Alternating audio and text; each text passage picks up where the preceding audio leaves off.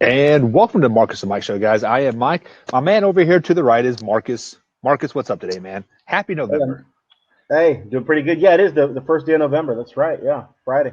First day of November. Well, first things first, man. How was your Halloween? Did you guys go get some candy, trick or Yeah, treat, have a took, good time? took the kids out trick or treating. It was cold here, but like it's probably pales in comparison to your cold. Like we trick or treated in 40 degrees, 39 degrees, and we did it for about an hour. Yeah. And yeah, so it was fun. People still did it. It wasn't as people in San Antonio here. They're scared of the cold weather, so it wasn't as many people. Right. And 39 degrees isn't going to scare us away, but yeah. I mean, how cold was it for you guys? Well, it was about 36 degrees here, but the wind was Okay, blowing about 40 miles an hour, so it was that cutting through us. Yeah. that makes a big time difference. I was Yeah. telling people last night it's 39 degrees and the wind isn't blowing. Man, we're lucky. Yeah. So like, I mean, we went trick or treating with me and my two-year-old went for like 5 minutes, and we're like, you know what? He got Yeah, some candy. He got a sucker. yeah, He's like my yeah. man's happy. Like it is what it is. Let's call it Um, a night. Yeah, Speaking of being happy, San Francisco 49er fans got to be happy. They escaped with the win last night, 28-24 over the Arizona Cardinals. Jimmy G does throw for 4 touchdowns. I believe that is a career high for him in his quickly 16-game season that he has finally started, or 16 games that he's finally started. What's your takeaway from this game? yeah. That might have been Jimmy G's best performance. The defense didn't play as well as they advertised. And we talked about this the other day that Arizona could possibly give them their first loss. And Arizona was up to the task a little bit, and Arizona was game, but in the end, you know, San Francisco 49ers won, and that was a tough game. I mean, that's why I did pick Arizona, man, on the road against a divisional opponent on a Thursday night. That those are tough. They are You don't tough. do no favors on those. And yeah, it was a big time game for the 49ers to get out of there with a 3-point win. Yeah, everything exactly what you said. That's the exact reason why I picked the Arizona Cardinals as well. Yeah. I mean, like it was, I believe it was 7-0 pretty much throughout the whole first quarter, and then toward the very end, the 49ers scored a late touchdown with like 4 or 5 seconds left in the first quarter. I wonder Second what the quarter, yeah. I wonder yeah, what the point spread was on that game. I'm 'Cause I not for would have picked sure. Yeah. I would have taken Arizona plus the points. I think I would have won. But go ahead. Right. Yeah. Yeah. But the big thing for the San Francisco, or for the Arizona Cardinals, was the addition of Kenyon Drake. He Yeah. went for 110 yards and a touchdown. So adding that dynamic threat to this team moving forward, the Arizona Cardinals, they're going to kind of be that team that you never really want to sleep on, because like Yeah. they're going to be consistently hanging around like these 28-25 scores. At some point they have to go their way, unlike if you are a Cleveland Brown fan, which you're just destined to lose all those close Right. games. So And for the Cardinals, they had an Andy Isabella sighting. right. Remember we talked about him in the draft, kid out of UMass. Correct. He was the Josh Rosen player. He will always be forever. He was the 62nd overall pick, and so the Cardinals traded Josh Rosen to the Dolphins. And in return, they got the second round 62nd overall pick, and it ended up being Andy Isabella, the little white boy that scored an 80-yard touchdown, and he's pretty good. He's going to be good in the slot for them for many years. Yeah, they definitely need to start utilizing him because I believe he only has Right. like 4 or 5 catches on the Yeah. whole, Yeah. like on the whole Right. year.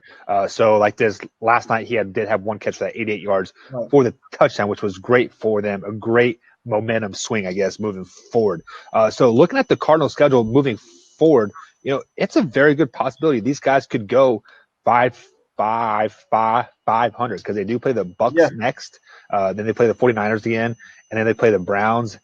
So I mean, you could easily see them getting 5, 6, or 7 wins going on this season, and like adding that tie in there. I'm not for Yeah. sure if you want to add that tie as a win or a loss, but either way, they probably won't finish 500, but they'll finish 7-8, which is pretty solid, I think, Yeah, for them. sometimes at the end of the year, the tie helps you or it hurts you. It just depends. Right. So week number 8 is well underway now. We don't have any games until obviously Sunday morning, which is the London game. Yeah. So the first things first, let's go ahead and pick that game. The Texans do play the 4-4 Jaguars. Who do you got winning this game? This game could go either way. I think the odds makers have the Texans only favored by 1 or 1.5, so that tells you a lot right there. The odds Right. makers think this is pretty much a pick'em game. I'll go Texans, man, by 3, a game-winning field goal by Kyamie Fairbairn. I mean, that's how close this game will be. The Texans didn't go to London until like Thursday, which is kind of – I would have left right away. Right. Kind of weird. First game without J.J. Watt. The Texans, good news, I think they're getting their tackles back, Laramie Tunsil and Titus Howard. So, man, listen, I think Minshew Magic, I think it's still there, man. I think Minshew is a good quarterback. Man, this thing could go either way. It wouldn't shock me at all if Jacksonville won. God, got to get up at 8 in the morning and see that, right? Yeah. Texans are 1.5. I just looked up at the TV. I'll pick Texans like in a low scoring 20-17 or something, or I don't know, man. I think it's going to be a field goal. So whether it be like 27-30 or 20-17, Texans by a field goal. Right. So just to answer some questions in the chat here, Chris Hill, we will pick that Arizona 49er game next week because this is a week 9. Then they play again week 11. So Right. We'll go ahead and pick that game later. But I'm going to have to go with the Jacksonville Jaguars this week simply because of every reason that you brought up, because the Texans did not leave until Thursday. They are a complete, 8 hours ahead of us. So when it's 8 o'clock in the morning here, it's going to be, they are a complete 12 hours in front of us, if I'm not mistaken. So it's 8 a.m. there. It's going to be 8 p.m. there. So basically you're playing like a Saturday game for both teams. They're going to lose a day. Right. And like having that jet lag and not getting there till Thursday afternoon, more than likely Friday, like early Friday morning, that's got to weigh heavy on the players. And then the loss of J.J. Watt is huge for the Texans, whether you want to admit it or not. So that's why I'm going with we're going with the Jaguars, and I think it's going to be a 6-point game. I'm thinking like 18-12 type of score, really low scoring, odd type of score there. Moving forward here to the traditional Sunday afternoon games, the 1 o'clock game, you had the Washington Redskins 1-7 take on the 5-2 Buffalo Bills. Who do you got? I'll make this really short and easier because we'll go rapid fire here because we got to wrap it up. But hey, no, Buffalo will beat the Washington Redskins. The Washington Redskins are playing. I mean, they have to see what they have in their quarterback because they're going to be in the Tua and Oregon quarterback sweepstakes. Justin Herbert pretty quickly here. Yeah, I'm going with the Buffalo Bills as well. Josh Allen is playing well this season. Moving forward here, Kansas City Chiefs 5-3 at home take on the 6-2 Minnesota Vikings. Who do you got? Wow, is that a noon game? That's a 1 p.m. Eastern time game. Yep, that should be a prime time game. Is Mahomes playing or he's a game time decision? Yeah, I am not for sure. I haven't heard anything. I do know he has been practicing all week, but as far as the injury report, let's see if I can click on the GameCast for us real quick. Listen, I like Matt Moore. I think he can make all the throws. He's been in the league for many years. There's not a defense he hadn't seen. But to be honest, this game is as big as Patrick Mahomes is going to play or not. I think if it's Matt Moore again, I think the Minnesota Vikings win in a close game. If Patrick Mahomes plays, I think Patrick Mahomes and the Chiefs win in a close game. So defense is a beast. So as of October 31st, he is listed as doubtful, which as a Chiefs fan, I do hope he sits out. I hope he sits out till the bye week and then comes after the bye week fully healthy and ready to go. So with all that being said, I'm going to go with the Kansas City Chiefs either way. I mean, there's no way we're going to lose 4 games at Arrowhead this year, is there? I mean, there's a good possibility that you're going up against Matt Moore is going to go up against a better defense than what he saw in Green Bay. Right. And then but you're not going up against Aaron Rodgers. True. So this is going to be this game should be prime time. Yeah, this should definitely be a primetime game. Yeah. Moving forward here, speaking of non-primetime games, you have the New York Football Jets, 1-6, take on the 0-7 Miami Dolphins. Who do you got? I don't know, but here's another one where only the parents of the players and grandma will watch this game. The Jets will win. I'm a believer in Sam Darnold. Oh, let's hope he didn't see any ghosts last night at Halloween or whatever. I'm still a believer in Sam Darnold. I'll take him and the Jets winning against Miami. After watching Miami play on Monday night, I'm going to go with Miami. I don't think they're going to go 0-16, and I think the Jets are just kind of in the tank for Tua State as well, or whoever they want to get. So it's going to be a low-scoring 6-3 score, but Miami does win this game. No, here's it. The Jets aren't going to draft Tua or Herbert. If they get the number one pick, I don't think they'll get the number one pick, though. But you definitely believe that it'll be traded faster than you can say traded. Right. So moving on to another possible primetime game, or it should be a primetime game, 3-4 Chicago Bears take on the 4-4 Philadelphia Eagles. Who do you got? I'm going to give the Chicago Bears one more week here to save face. Coach Nagy there kind of blew it before the first half there. They should have been able to beat the Chargers. He didn't trust Trubisky to throw the football real quick in the end zone, and they ran it and they ran out of time, and then he kind of messed up there at the end of the game, if you want to call it a mess up. I'm going to give them one more opportunity. I think the Bears defense shuts down Carson Wentz and company, and I'm going to give Trubisky one more week and Nagy one more week. If they lose this one, they won't make the playoffs. This is the Bears right here. Listen, you know what? I'll tell you right now. The loser of this game will not make the playoffs because that will put the Eagles at 4-5. Yeah, they're out. They're done. So I can definitely tell the Cowboy fan coming out in you in this game because you I got to go with the Philadelphia Eagles. Like, and this they are at home. They aren't playing horrible. They're kind of starting to click a little bit. But Philadelphia is favored by 4.5 points. So I'll pick Philly to win outright. But if I'm a bet man, I'm picking the Chicago Bears to cover that spread. Okay. Moving forward, you've already kind of picked this game in other shows, but you had the Indianapolis Colts 5-2 take on the 3-4 Pittsburgh Steelers. Who do you got? I'll take Pittsburgh. I think they're on a roll ever since Minkah Fitzpatrick. They made the trade for him. They've simplified their defense a little bit. They're playing better. They're playing lights out. I think Rudolph has another good game in him. And listen, Indianapolis, people are falling. They could barely beat Denver, and it took a miracle to beat Denver at home. Von Miller, basically had Jacoby Brissett in it. I don't know if you saw that play, but he had him. Yeah, I saw it. Give Jacoby Brissett and them credit, but you would think if everybody was talking about how great Indianapolis was, if they were still great, they would have taken care of Denver at home, by a couple of touchdowns, or they wouldn't have had to gone to that route, the last second field goal. I think Pittsburgh beats them. And Indianapolis, moves to 5 they're 5. They'll move to 5-3, I guess. So I'm going to kind of reiterate what you said about the Chicago Bears and Philadelphia Eagle games. If the Steelers lose this game, they are out of the playoffs. So they're playing in like a must-win situation here to get to the 500-point here. With that being said, I do like the Colts. I like them a lot. I saw them play against the Kansas City Chiefs. I dissected that game, and I like what they have working there. But something's just not clicking right now for the Indianapolis Colts. So that's why I'm going to go with the Pittsburgh Steelers this week to beat the Colts. Moving forward, Tennessee Titans 4-4 take on the 4-3 Carolina Panthers. Who do you got? Wow, this one right here will be the hardest hitting football game of the week. Carolina is pissed. They got their ass handed to them. Yes, they did. Last week, 51-13 or whatever it was. And Tennessee. Tennessee barely won. They barely beat. This one right here, we're talking about a slugfest, 17-17 in the fourth quarter. Where's it being played at? That's who will win. It is at Carolina, 3.5 point favorite. Carolina will win 19-16. This game has me going back and forth a lot.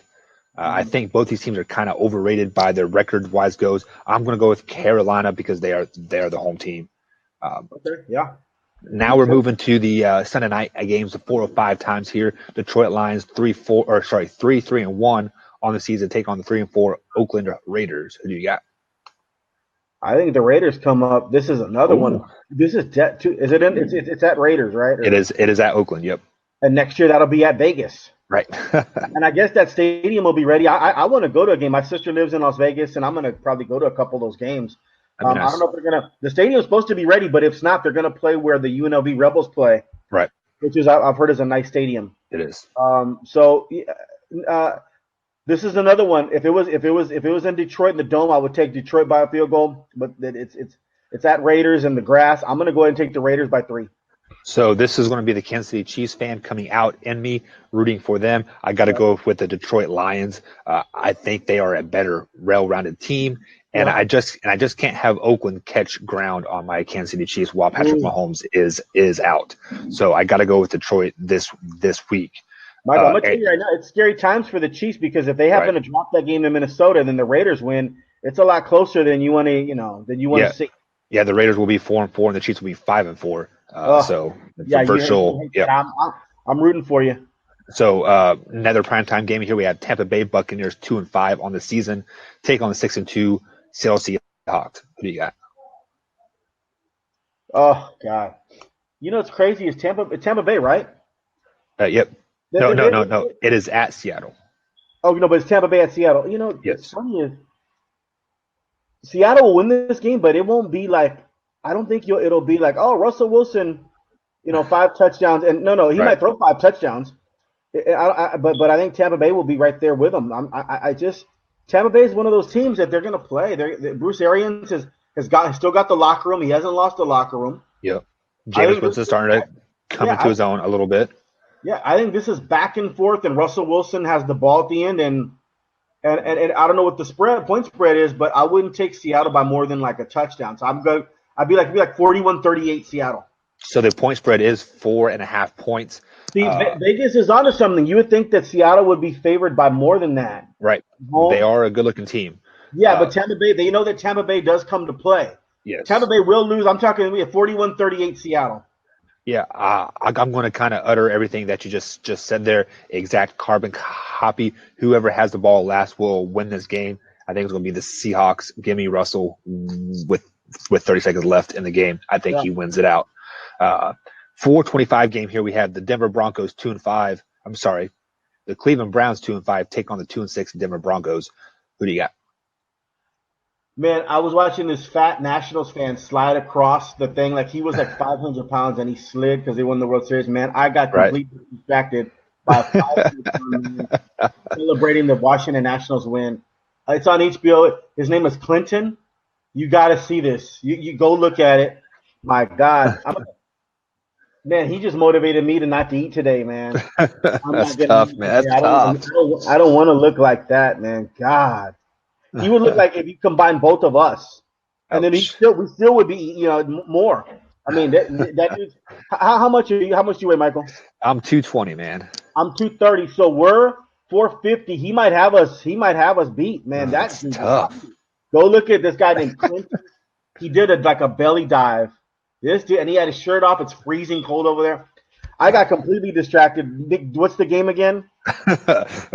Let me reel that back in a little bit. You had the 2-5 Cleveland Browns on the road take on the 2-6 Denver Broncos. Oh my God! Here's another one where I guess you're a fantasy football fan. You'll see if you have Odell Beckham, but he's only averaging about 60 yards a game. So if you have Odell Beckham on your fantasy, you're probably pulled your hair out like me. I guess I'll go Cleveland. I think Denver's going in the tank. Denver's starting a new kid at quarterback, and I think it's gonna be bad news. I would start Drew Lock. I don't know why they're starting Allen. I'm not sure about that either. It's kind of weird to me kidding Drew Allen. I forgot.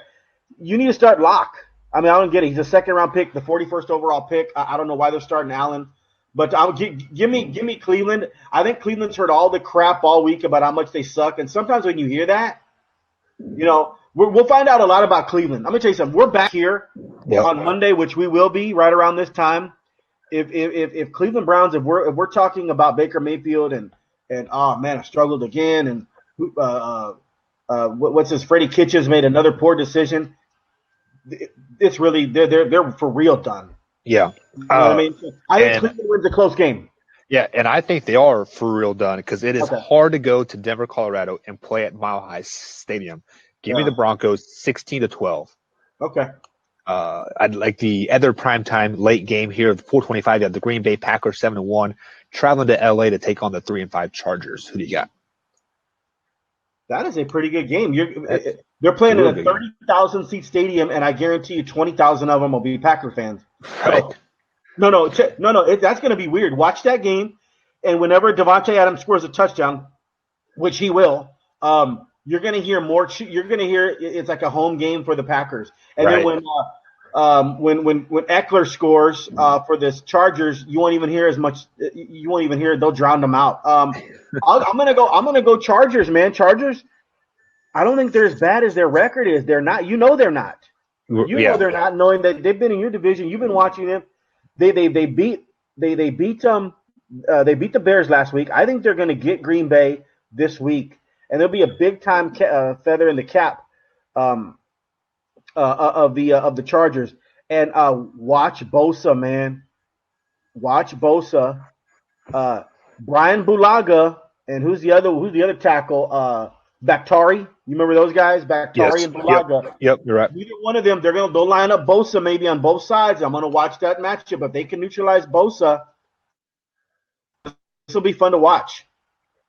I'm gonna go Chargers.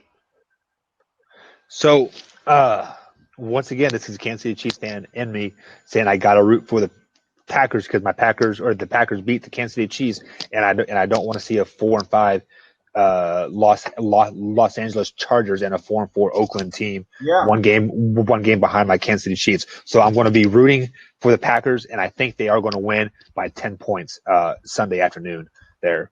So one last game that we're going to pick for today is the nightcap Sunday night game. New England Patriots 8-0 travel to the 5-2 Baltimore Ravens. Who do you got?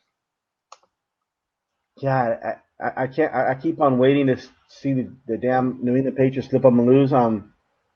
Wow, this is a tough one. I'm going to take Baltimore just for fun. This is one of those ones where it's kind of like the Arizona one at San Francisco, Arizona last night. I'm going to take Baltimore just for fun.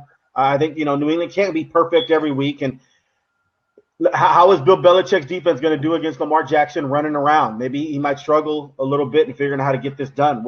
This is going to be fun to watch. Yeah, I'm rooting for the New England Patriots because I guess you can call me a Lamar Jackson hater, but I don't want him to be the one to dethrone the Patriots of a perfect season whatsoever. Yeah. But this is going to be a great game. This is I guess you can say the second true test that the New England Patriots have had this season, besides the Buffalo Bills. 2 weeks ago. Yeah. So this is going to be a good game. It's going to come down to the wire. It's going to be a 30-27 game. New England Patriots going to Baltimore and beat them. Hey, if you really want to see if Lamar Jackson sucks or not, this secondary of New England's the best in the league. He's not throwing. He's not throwing to victory here, Lamar Jackson. He's going to have to run to victory on this Sunday. Which that will play into Lamar Jackson's strength because he is not a very good passer down the field. He is a good scrambler in getting yards, like on the ground. So I feel Bill Belichick will try to take that running game away and make him beat you on the pass. Be a lot of man coverage on the outside. So with all that being said, any closing thoughts for today? No, we will. We'll do the Monday night game, Cowboys Giants. We'll do that Monday. Okay, yeah, we will break that down. We will break that down. No closing thoughts. I mean, just a good weekend, and hopefully these games are fun, man. The NFL is fun, man. It sucks. I mean, the NFL is like a short 4 months, during the year, and man, we're getting ready to hit mid season here. And man, it's going past mid-season, man. We are on the latter half. Oh no, man.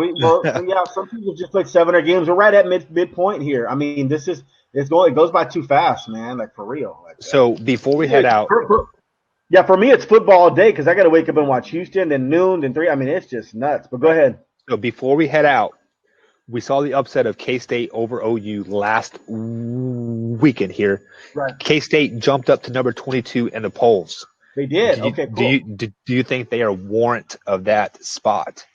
Yeah. They are now. I believe they're now 5-2 on the season.